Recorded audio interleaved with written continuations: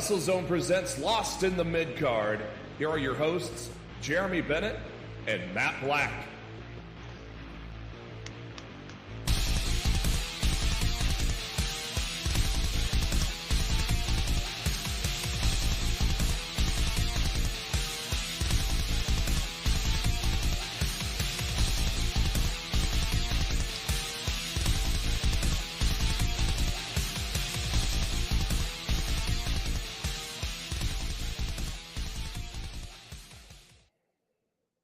Ladies and gentlemen, welcome to the podcast where we say rest in peace to sports entertainment. It is Lost in the Midcard. Yeah, I got my KO.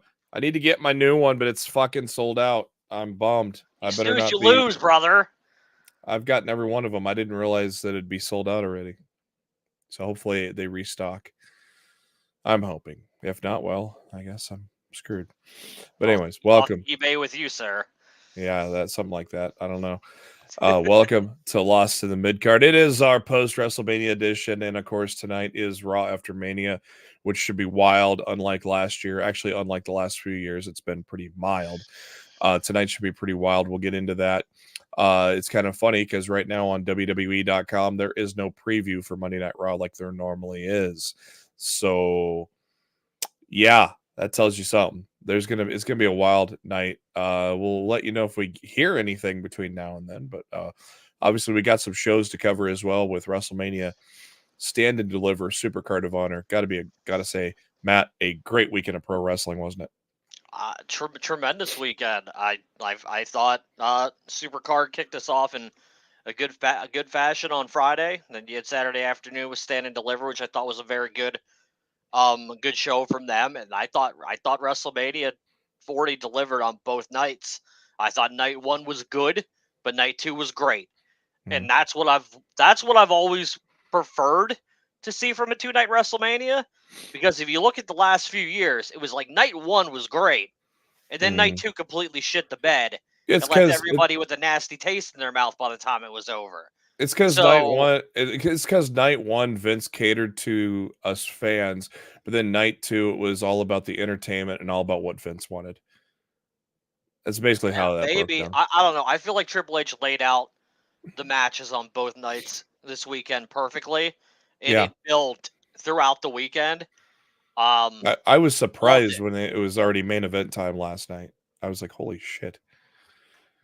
If you haven't done so already, subscribe to us. WrestleZone, one word, is all you got to search for, and boom, right there. Hit the bell notification so you know every time we go live. Of course, we go live at 6:10 Central, 7:10 Eastern each and every Monday.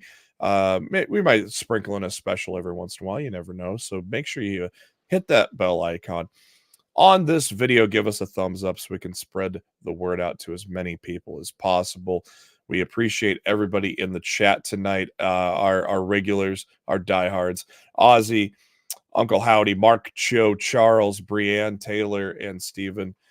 Good to see you guys. Thank you for joining us. As always, I'm your host. I'm on the Twitter at JB Huskers, and he is on the Twitter at Raw F Showtime, Mr. Matt Black. Matt, how you feeling after this weekend?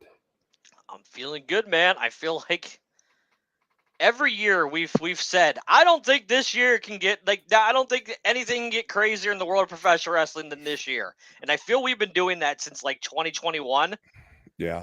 And it's just like 2024 is in April already. And I feel like we're already at a crazier point for the industry as a whole right now in April than we were for, any of those past years combined. It's such a great time to be a fan of professional wrestling right now.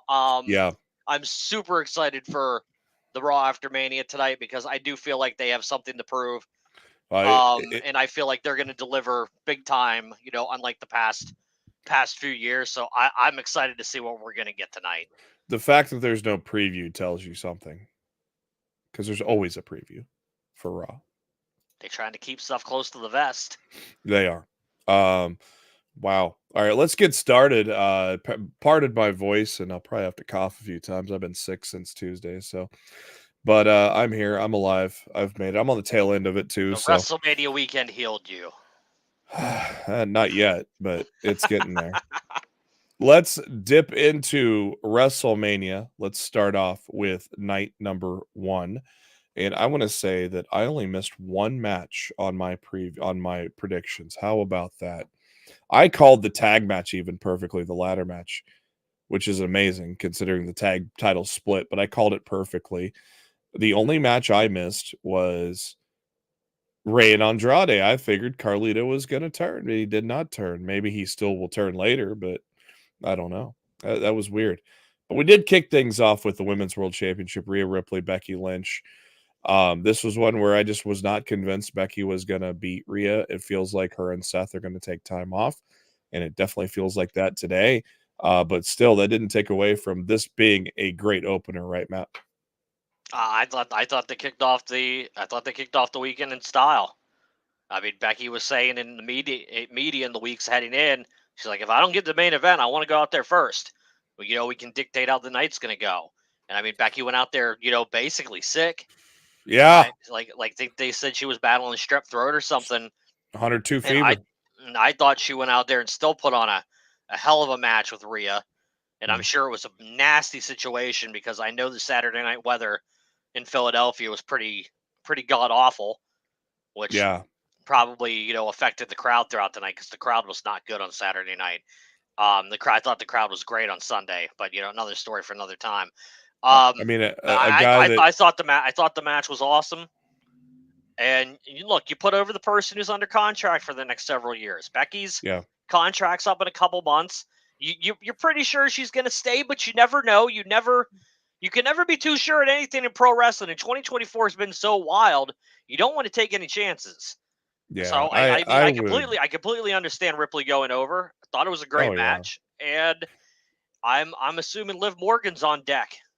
SummerSlam probably for Ripley as early as tonight. Could be. Yeah, it just, there are feuds that lead up to pay-per-views where you feel like the title's going to change. It just did not feel like Becky was going to take it from Rhea at any point. I don't know if Liv's even going to take it from her. I don't know. They may go a while with Rhea. Who knows? It's up in the air right now, honestly, because Rhea has, and I saw somebody say this, it's like she's almost surpassed the 4 horsewomen in terms of star power when he comes to, well, obviously Charlotte has a lot of title reigns, and and then Bayley and Becky Lynch, but I mean, just in terms of sheer dominance, none of them have been as dominant as Rhea Ripley, and she's proven it for over a year right now, which is insane. I liked one of many great entrances of the night. I liked Becky's book entrance. I thought that was cool.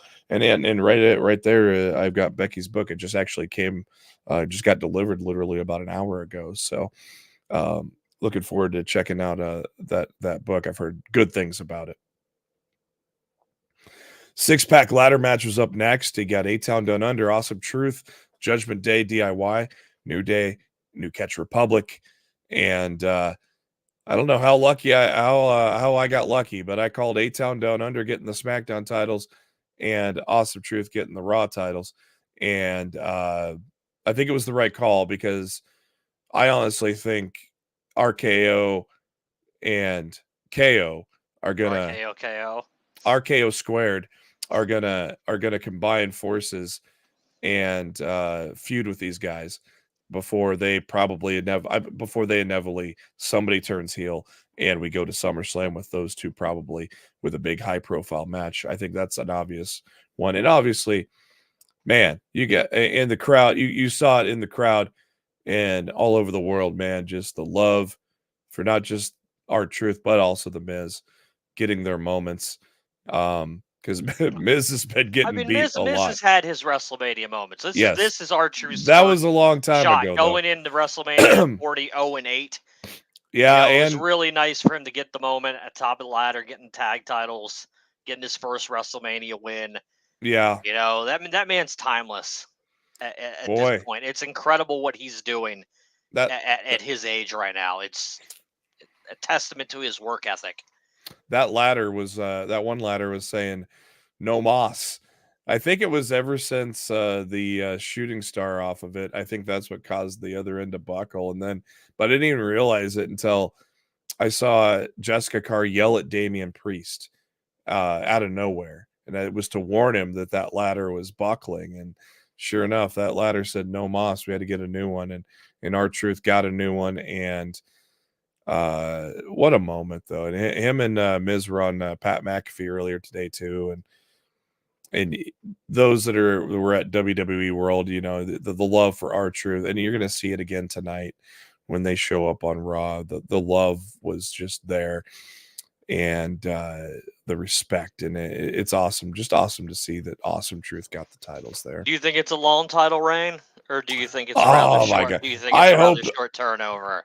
I hope this ain't a Zack Ryder thing. No, and they lose to like I don't think it's gonna be that short, but I don't think it's gonna be a long title reign either. Like, I wouldn't be surprised if they drop it at Backlash. We have had so many long title reigns. I wouldn't be surprised if we start getting some shorter ones down the road. Obviously, Drew McIntyre had a real short one. Yes, he did. But we'll get into that in a minute. But yeah, I just hope they don't lose him tonight to like Finn Balor and JD McDonough or something like, or Finn and Dominic or something like that, where the Judgment Day get it back. I'm worried about that because of the fact that Judgment Day has both world titles now. I'm a little worried that I just hope they don't Zack Ryder them tonight. I'm worried about it though. The fact that we don't know anything about tonight's Raw definitely lends credence to like the anything can happen feeling. Like, the last Raw after Mania I attended was 32. Me too. I was in there. Dallas, and like I also feel like I could be wrong, but I feel like I can't remember anything being announced for that show either.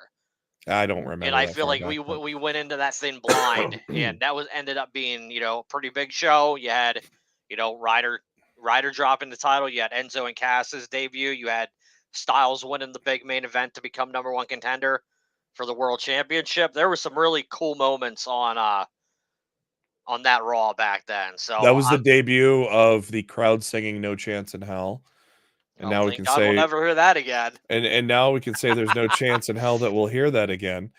Good. Let's take a pause real quick since we're talking about it. Debuts, returns, surprises. MJF, no, he's resigned. He's under contract with AEW. I keep seeing his name pop up, and I had to say no. It hurts my head to think that people think that. It Matt really Hardy. does. What about Matt Hardy? I can't imagine that WWE has any interest in bringing him back without Jeff. Yeah. I really don't. You probably figure if Impact, if nothing else. Yes, exact. TNA. Or TNA. I want to believe him and AEW are going to come to terms on a better deal, and he's just playing hardball with them right now. Hopefully. But if he does choose to venture out on his own, I think TNA is going to be where he's going to go. That's where I think he's probably felt most fulfilled as a single star in his entire career. He could be broken again. And maybe he would attempt to go over there and recapture the magic on their programming. I'm still hoping something works out with him at AEW. Even if they just give him a small term contract that just runs to the time when Jeff's is up.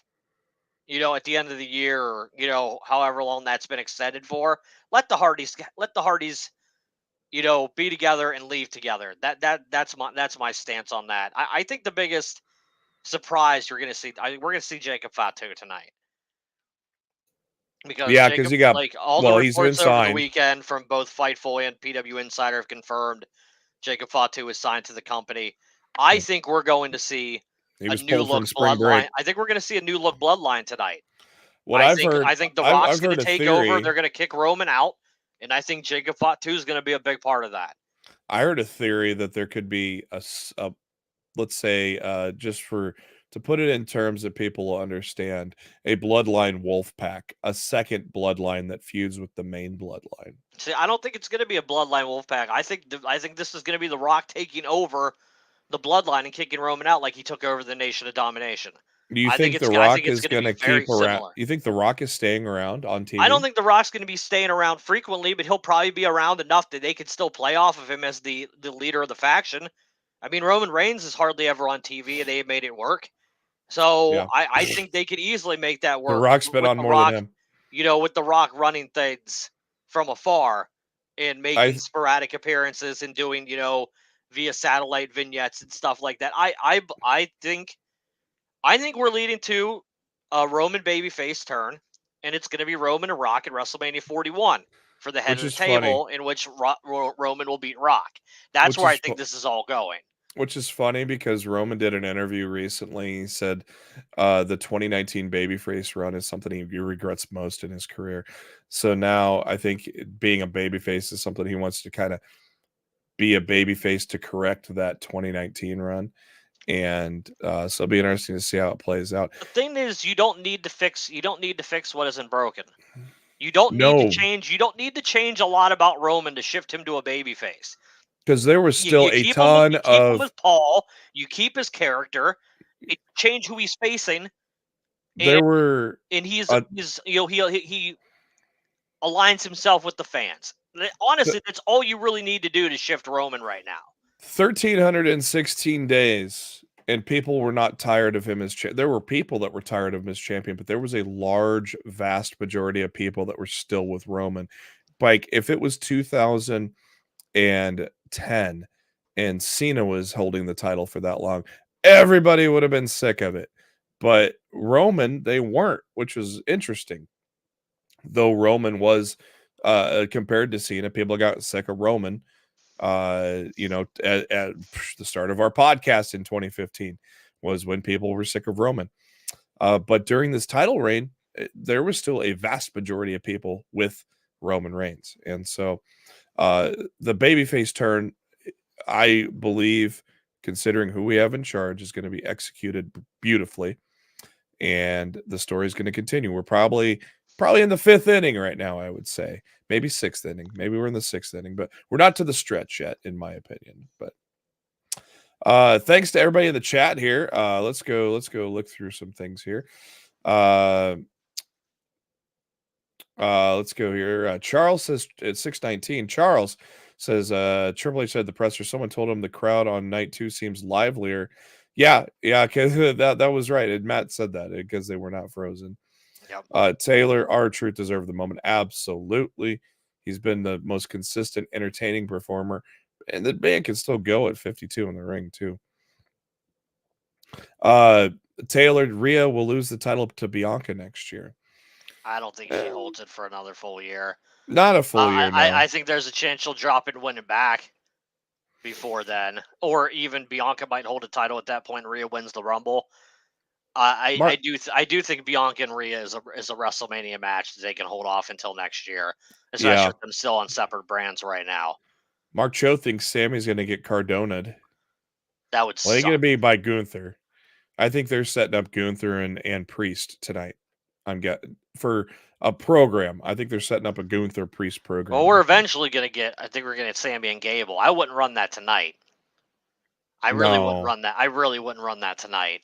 I don't think. I don't know if Gable's going to turn tonight, but Taylor says Judgment Day will turn on Priest soon.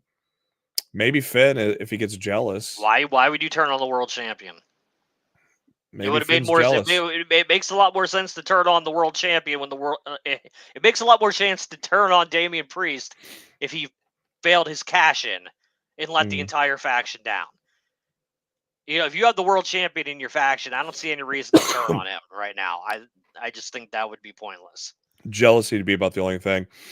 And Johan just coming in here. Do you guys think there'll be any debuts tonight? I think we probably could pencil in Carmelo Hayes at some point tonight. Like I said, I think we see Jacob Fatu as well. Jacob Fatu. Maybe even Tama Tonga, if they want to bring those guys in as a tag team. Because Jacob Fatu did put that picture out on social media over the weekend with Haku and I can't remember who the other guy was with Bobby Heenan. Teasing some coming in as a tag team. Not the head shrink. Was it not the head shrink? It wasn't the head shrinkers. I can't remember who it was. It was Haku and somebody else. Somebody in the chat want to let us in. So tip me off and help. Yeah, help jog my brain. regardless of But who's heading to SmackDown, it's an all hands on deck show. So you're gonna probably see Braun Breaker tonight too. I really don't think we're seeing Braun tonight, dude. Braun's already debuted as part I of the know. SmackDown roster. It's a all hands on deck show though. It's an all hands on deck for people who matter, who competed at WrestleMania this weekend. It's not for the people who weren't there. I don't see that. If Breaker was still a free agent and he hadn't signed with SmackDown a few weeks ago, maybe. I don't think we see Braun Breaker tonight. I really, really don't. Carmelo Hayes is a perfectly fine guess. Do you keep Breaker and Corbin together since it's been a well-liked team? They didn't lose the titles over the weekend, so yeah. Like, I was expecting them to lose to the Good Brothers, and the Good Brothers didn't even get in the damn match. No. So, like, what the hell? Yeah. I don't know what they're doing. Let's bounce back to WrestleMania because we still got a lot of stuff to cover. Oh yeah, Mark Cho, Alexa. I could see Alexa returning tonight too. That's entirely possible. Man, what if Alexa and Bo and they continue the legacy? There's no way The Rock's not on Raw tonight. Oh yeah, I would be shocked if we didn't see The Rock on Raw this evening. He's still in town. I'd love to see Alexa and Bo kind of get kickstart. Oh yeah, legacy. dude! If Bo tonight could be really freaking cool. Kickstart the Wyatt legacy. Oh, and Alexa, I would guarantee you that Alexa wants to be a part of that. ready to return, but I mean, if she is, yeah, bringing her back alongside Bo could be extremely special. So, see what happens. I love how unpredictable tonight's show is. Right? We really don't know. And that's part of what makes it so damn fun. There is always a preview section on WWE.com for Raw when we're starting our show. And there is WrestleMania results on the top of the page right now. No Raw mention at all. So, Mysterio and Andrade took on Santos and Dominic. We got to see the Cruise missile, which has always been fun to see Cruz del Toro get launched into the stratosphere. Yeah, the only thing I know about Raw tonight is that once again the first hour is commercial free, which means hour 2 and hour 3 is going to be overloaded with commercial breaks again. So it is what it is. With the help of an ex-Philadelphia Eagle and a current Philadelphia Eagle, Jason Kelsey and Lane Johnson, they helped Ray and Andrade win. Again, the only match I incorrectly predicted on the entire 2-night card. It was a lot more believable that Ray and Dragon Lee could lose than Ray and Andrade. And I feel Triple H saw everybody online picking on Andrade after he was announced that he was going to be in the Andre Battle Royal. And they're like, man, they haven't done anything with this guy since they brought him over from AEW. They're wasting Andrade, blah, blah, blah, blah, blah. Triple H said, oh, we're wasting Andrade? Ha, suck it. We're gonna throw him in a WrestleMania match and give him a big win. And I feel that was a direct response to the internet critiquing the use of Andrade since the Royal Rumble by putting him in that match and replacing Dragon Lee. Sucks for Dragon Lee. But honestly, if you're bringing over talent of Andrade's caliber, the man deserves to be on WrestleMania. Same could be said for Naomi. And then she got into that 6-woman tag. So I think that was always the plan, though. She hasn't really been booked the best either. I think they were always planning on Naomi being part of the show, though. I think Andrade was a last-minute decision. So it's pretty cool to see the Eagles get involved there. I've heard that they both have been training quite a bit with the current WWE superstars, so that was pretty cool to see. In my opinion, next was the disappointment. Jimmy and Jay, I thought was going to steal the show, and it had 0 near falls. It was just done like that. I'm like, what happened? I don't know what happened. I don't think they gave them enough time to properly tell their story. Yeah, I thought the match was fine. Like, it wasn't great or anything. I don't think it's as bad as a lot of people were saying. but it wasn't as great as I was expected it to be either. It was disappointing because we thought I it was going to be expected a lot. epic. Yeah, I expected a lot more out of it than what I got. And I can't remember who said this, but I heard it over the weekend. Is that beyond Brett and Owen, like most real brother versus brother matches, when they finally happen, don't live up to the hype. Yeah. And unfortunately, it just feels like a lot of like real life blood brothers don't actually have the chemistry against each other that you would expect them to. Yeah. I don't know if it was that or if it was just they weren't given enough time to tell their story. But you know, like I said, I thought the match was fine. It wasn't like anything. It wasn't what I expected it to be. Wasn't like anything before it went over. I mean, the women went 17 minutes. The ladder match went 17 minutes. Yeah, but that show definitely, went a couple minutes over 4 hours on night one. So yeah, like as expected, Jade, Bianca, and Naomi destroying Damage Control. No surprise there. My match of the night one was for the Intercontinental title. Sami Zayn Gunther. That was my match of the night for night one, and it was tremendous. It was the start of a theme. Lose your focus, get caught up on other people, you're going to lose your title. And that theme happened 2 other times in night 2 to Drew McIntyre and Roman Reigns. And it all started with Gunther paying way much more attention to Sammy's family than to Sammy. And that was a hell of a match. Was that your night one match too, Matt? Yeah, I'd probably say that was my favorite match of night one. I thought Sammy and Gunther, tremendous story, great match. And I was very happy to see Sammy finally get that big win, especially how he was booked in the weeks coming into WrestleMania. I felt he really freaking needed that. And I'm assuming, based on the booking from WrestleMania, his first challenger has to be Bronson Reed. From the Reed beat him 2 weeks ago. He didn't manage to beat him last week.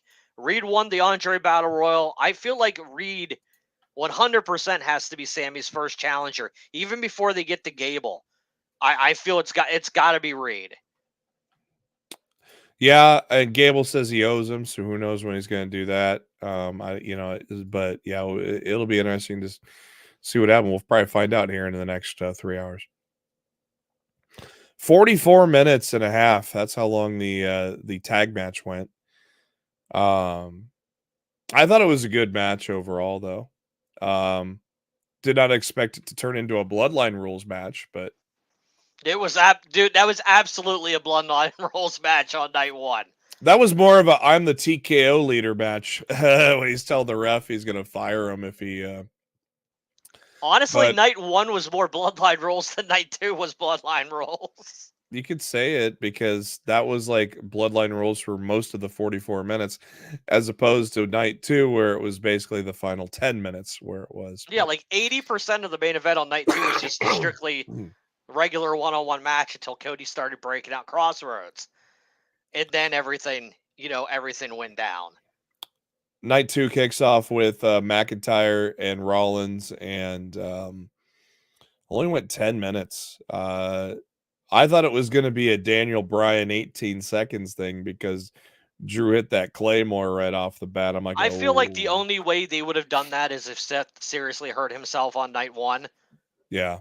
And I know someone like Seth would have been like, no, I'm going out there and doing business, and you can hit me with the Claymore, and we'll do it, and we'll do the match in 3 to 5 seconds, and call it a night. But if Seth wasn't hurt, they were going to do Seth like that. And was Seth selling at the end of the night? I surely hope so. I've not heard anything. I surely freaking hope so, because if he wasn't, that was some scary. Like, Kevin had to help him out of the ring, and I think into the ring too. Yeah, well, I couldn't see who helped him in the ring, but I know Kevin helped him out. He helped him in too. I'm hoping he was selling, because if he wasn't, he re-aggravated that knee injury on Sunday night, that would really freaking suck for him. Yeah. Well, I figured him and Becky were going to take time off anyways, but we don't need to take 9 months off. Yeah. And again, the theme of WrestleMania was don't lose your focus. As Drew was telling Seth the same thing because Seth was getting involved in the bloodline. Then Drew got a little cocky with CM Punk, a little Well, we all know provocative. Drew's been very hypocritical with a lot of the things that he said. That's true. And it came back and burned him in the ass on Sunday night. My God, I popped when CM Punk just dropped him on the table. I did not expect the funniest thing about that is the crowd booed Punk. That crowd was not yes, go back and listen. They popped. No, dude, they booed Punk when he laid him out with the like the metal arm cast thingamajig or whatever the hell it was. They booed his ass. I thought they popped when he dropped him on the table. They grabbed his ankle and dropped him on the table. It might have been an initial pop, but as Punk continued on his assault, they booed. Now, if Drew resigns, for all we know, he already has. But the way they made last night look, it makes you question if he has or not. So it definitely makes you question. Do you make Punk the heel in this then? Because Drew's been so good. Well, if there are matches at Clash at the Castle, yes, that's obvious. Yeah, that's when I'm doing the first Punk Drew match. I'm holding that off till Clash, and I'm having Punk be the heel in that, and I'm having Drew go over. I was so excited. I was popping for Punk getting physical there because I didn't expect that. And then here comes Damian Priest, and all it took was a South of Heaven to put down. Well, of course, he clocked him with the briefcase too, and then a South of Heaven, and 9 seconds later, Damian Priest is your new World Heavyweight Champion. Well deserved, by the way, because Priest has been killing it, and I've been a big Priest fan ever since the Ring of Honor days before AEW was even involved with Ring of Honor, and so I'm very happy to see Priest be a world champion. Do you expect just like Awesome Truth? Do you expect a long reign out of Priest, or is this going to be a short one? I am going to say this is going to hot potato a little bit more than because Seth held it for almost a year. I'm going to say under 3 months, but I'm not going to say a very short reign either. I'm going to say under 3 months, though. We've got people in the chat saying Priest will lose the title to McIntyre Clash at the Castle. I don't think so. I think if anything, McIntyre will have that title in his possession before they get the Clash at the Castle. I don't expect Priest's title reign to last that long. I do not expect Priest to still have that title by Clash at the Castle. And everybody who mentioned earlier about Judgment Day turning on Priest, perfect time to turn on Priest is right after he drops the title to somebody. Yep. Because then he no longer has value to the group. He doesn't have the tag titles, doesn't have the world title, no longer has Money in the Bank. That's when you can kick Priest out. The Pride taking on the Final Testament. The big surprise here, your special guest referee, Bubba Ray Dudley, who Matt hates for some reason. Because he sucks. I thought it was entertaining with the Dudleyisms they did in there, and thank God the Pride won because they were getting their asses handed to them most of this feud. They had to win. Yes, they did. They had to win. There was no other result of this match that would have made sense based on the last couple months of how this rivalry had booked. Lashley and the Street Profits had to win that damn match. My man, L.A. Knight. Yeah! Get his WrestleMania debut win against AJ Styles. That was a fun match. Just can right we off the fire gate. Death Rebel already? Can we get rid? Oh yeah, I put this on Twitter after AJ's entrance. The fans have spoken, and they don't want none of that new entrance. Dude, Death Rebel's so bad. All the great production increases and everything WWE's done, they need to go out and get a new group or a new person to do their freaking entrance music because this shit is trash. Man, bring back you had CFO. A perfectly good Evil Ways sitting out there that TNA doesn't own because it's on the damn dude's album who did it. Yeah. You should have gone out and got that because how much could it possibly cost? That guy's done multiple WWE themes for talent in the past. So they've worked together. Like the fact that they didn't go out and get something like that for Styles, CFO and they gave him that pollen steaming thing of shit from Death Rebel, awful, absolutely awful. Styles deserves better. Yeah. United States Championship. Once again, I mean, God, Logan Paul is good. You have no other way to say it, but he is good. And the way the match went down, KO and Randy are going to be a tag team. I felt it. I said it on this podcast a month ago. I felt like they're going to be a tag team after Mania. I still feel like that's going to be the case. They work well together. Pop up RKO, hell of a finisher. They just get together. They have good chemistry together, which is something I did not expect at all.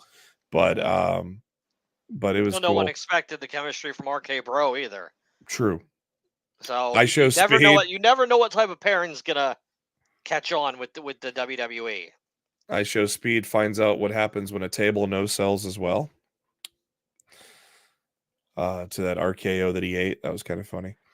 Look, you swear in Orton's face that much, and you're gonna get stiffed. Or you I'm bark. pretty sure Orton stiffed his ass. I show speed thought he was Braun Breaker there for a minute. All that barking he was doing. When Orton barked back at him, I lost it. Lost and then, it. of course, talking about KO, going back to the Intercontinental title, that was great seeing KO at Gorilla. Dude, when they did that spot, and Sammy was there with the title, and he's like, "Now it's your turn." I'm like, "Please." A lot of people thought KO was going to win. Yeah, I predicted Logan to win, but I expected Logan to win, but when they had the thing with Sammy and KO, I'm like, "Oh, come on." You felt like it could be. Let KO do this. Yeah. So, but they didn't. So. Bailey with a killer entrance. I dug it. Taking on Io Sky. And another great, long overdue WrestleMania win. It was their first singles match at WrestleMania. Crazy to think about that. Yeah, 4-time women's champion. Is this is either 4 or 5? I can't remember. I think this might be 5 now, but yeah. So obviously our first singles title win at WrestleMania because it was their first singles match. And then the main event. The first 20 minutes was surprisingly, if it could bloodline rules, I thought, yeah. Not only clean, but a good goddamn wrestling match. That was a great wrestling match. And then the final 10 minutes is what we expected, and it was beautiful chaos. It was great. I predicted this almost a month ago. The only thing I got wrong is I said Stone Cold for Rock. And I truly in my heart of hearts I believe that was the original plan. But, sometimes Austin plays hardball and he wants a lot of money and and all that. And if you can get Taker on the cheap, comparable to what Austin's asking for, you go with the fucking Undertaker. Taker's in town anyways, doing his one-man show. Look, and Taker and Rock have, I wouldn't say as much history as Rock and Austin, but they've got plenty of history. And also Roman beat Taker at WrestleMania. And that pop. That pop when the gong hit. Oh, and the shit, like Rock looked like he shit his pants when that gong hit.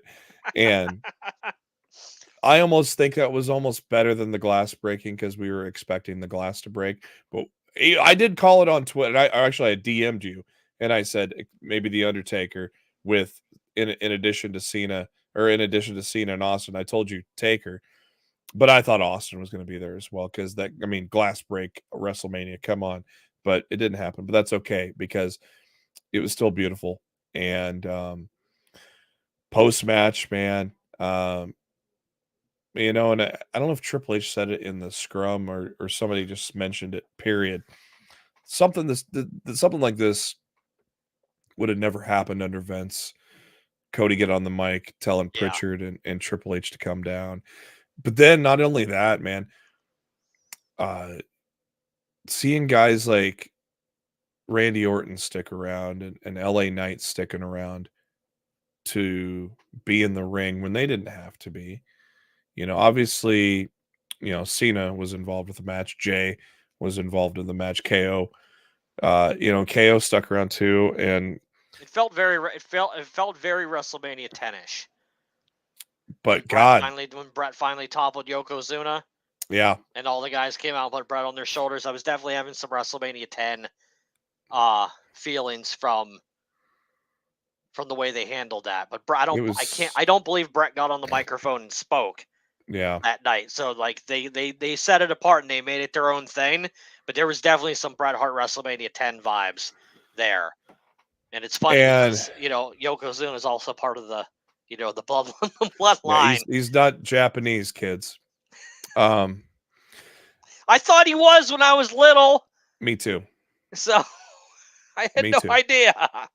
God, when the Shield music hit, I was like, Oh, I popped. what is going on? This was the only misstep of WrestleMania for me. They missed him getting in the ring with the camera work. It was too quick. Yeah, Like Roman hit him by too the quick. time they caught him, he was already being laid out. And I'm like, well, was that even Rollins? Because like I couldn't see his head. He should have got like, in. what the hell was that? He should have got it imposed or something instead of Roman immediately hitting him. But again, the camera was, the camera didn't find him in time. That was the only hiccup of the weekend as far as camera work for me. The theme of the night, which is a far cry from what WWE used to be under Kevin Dunn. The theme of the night. Oh yeah, remember when Dunn missed Edge's first spear? He missed AJ Styles walkout entrance at the Rumble. Yeah, we had to look at Roman in the ring instead. The theme of the night, taking your eyes off the prize. Roman decided to pay back 10 years of the chair to the back instead of focusing on Cody, and it cost him. And so once again, a champion loses because they lost focus. Roman never forgot. The end being hit in the back of the chair by Seth. The end was great. He wanted his revenge. It cost him everything in the process. And it was very similar to when Mark Briscoe won the Ring of Honor World Championship on Friday. But the crazy thing about Mark Briscoe winning it was you had baby faces and heels. And you had the fucking Kingdom was in there with Jay Lethal and Christopher Daniels, and that was another. That's how much Mark Briscoe means to Ring of Honor. Yeah, heel and babyface. To win that championship on the 11th anniversary of the first time his brother Jay won that championship. Yeah, incredibly special moment. Easily worth watching that entire show on it. It was a good show for the most part. Yeah, I watched it today, but it was worth that entire show to see Mark lift that Ring of Honor World Championship above his head at the end of the night. Real quick, Stand and Deliver. I thought the pre-show match with Spears and Gacy was good even, but that triple threat match with Oba, Dijak, and Briggs, stole the show. I really wanted Dijak to win. Me too, because I'm a big Dijak fan. Obviously, we're both old Ring of Honor guys. You're older than I am with Ring of Honor because of where you live and where I had access to it. Outside of that, Ilya and Tony was great. Obviously, Trick and Carmelo was tremendous, and the atmosphere for the main event was tremendous. But very happy for Roxanne Perez, by the way. Two-time NXT Women's Champion. Deserved it too because her heel turn's been great. And then Supercard of Honor. Let's shout out the Open. Holy fuck, Kyle Fletcher and Lee Johnson. 20 minutes for the TV title. That was good. I thought I still want to know why Ethan Page was dropped out of nowhere. Yeah. This was supposed to be his match. And I was infuriated by the end of the media scrum that nobody asked about Ethan Page. Well, here's my problem. I don't think most of the media that attends these scrums actually watches the weekly Ring of Honor product. I have to watch that product and cover it every week for WrestleZone. So when you get me invested in a multi-month-long storyline to suddenly just drop it a couple of weeks before the pay-per-view and to insert somebody else in and have no explanation of why it's dropped whatsoever, incredibly frustrating. Very frustrating. I want to call out 1 0-hour match. I thought Blake Christian and Beast Mortos was great. Beast Mortos, of course, is Taurus reincarnated. I'm guessing maybe he's signed now. Maybe that's why he's reincarnated. He signed with AEW a while back, and the AAA owns the Black Taurus name, so they needed to get him something else. Now that was a good 0-hour match. Billy Starks and Amanat, that swerve, that was one of the better injury swerves I've seen in a while with Billy Starks. I love the end of that. Bullet Club Gold against Monster Sauce with Suzuki. I thought that was tremendous. Yeah, that match wasn't even announced. They just kind of threw that together, which was. I'd like to see. It was a very fun match. I'd love to see Tony sign Zayn and have Monster Sauce kind of be a permanent tag team in AEW. I think they could do well. I think Lance Archer could really benefit from having Alex Zane there with him on a weekly basis in AEW. Exactly. You weren't so fond of it, but I thought Fight Without Honor, Castle and Johnny TV, it was wild. It was funny. Paul Walterhauser was hilarious. I don't feel like I expected them to have a lot more chemistry than they did, and I really don't feel like they had any.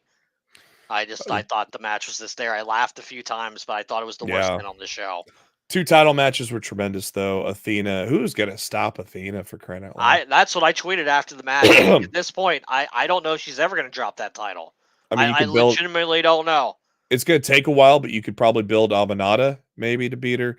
But we thought Sheeta might win because we thought maybe she'll stick around. Yeah, I thought there was a chance they were finally gonna move, Athena to AEW proper for a while.